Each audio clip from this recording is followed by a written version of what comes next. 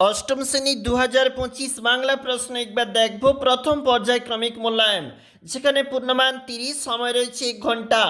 এবং দেখো কি বলেছে, সঠিক উত্তর বেছে নিয়ে লেখো দুটি। আরব সেনাপতি এবং মুর সেনাপতির আলোচনার বিষয় ছিল পূর্বপুরুষদের বীরত্ব।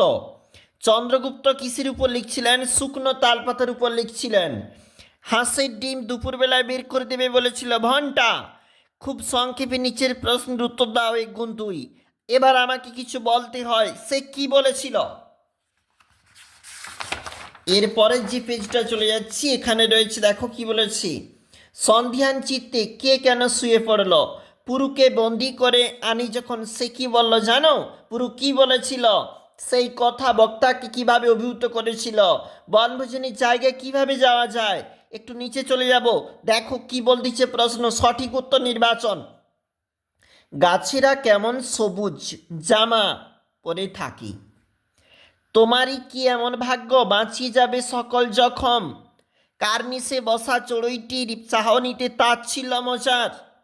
এবং খুব সংক্ষেপে উত্তর দেওয়া বলেছে, কি বলেছে দেখো। বোঝাপড়া কবিতাটি কোন কাব্যগ্রন্থ থেকে নেওয়া হয়েছে? দেখো এরপরে বলেছে, সবুজ গাছেরা কোন পতঙ্গ পছন্দ করে? প্রজাপতি। খড়কুটো ধান কোথা থেকে সংগ্রহ করেছে চড়ুই? এ বাড়ি ও বাড়ি। দেখো অবশ্যই দেখবে, সেইটি সবার চেয়ে শ্রেয়। কোনটি সবার চেয়ে শ্রেয়? তোতায় সবুজ জামা চাই কেন? নীলকণ্ঠ পাখি কোথায় এসে বসবে?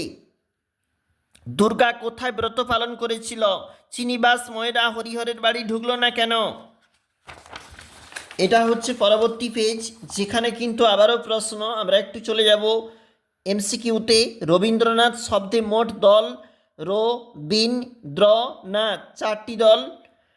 মধ্যস্বরাগমের অপর নাম স্বরভক্তি।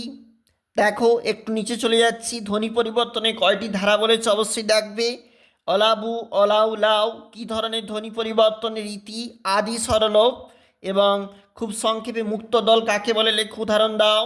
এছাড়াও প্রশ্ন রয়েছে তোমাদের, দেখো কি বলেছে, দল বিশ্লেষণ বা প্রবাদ বলেছে, অবশ্যই দেখবে।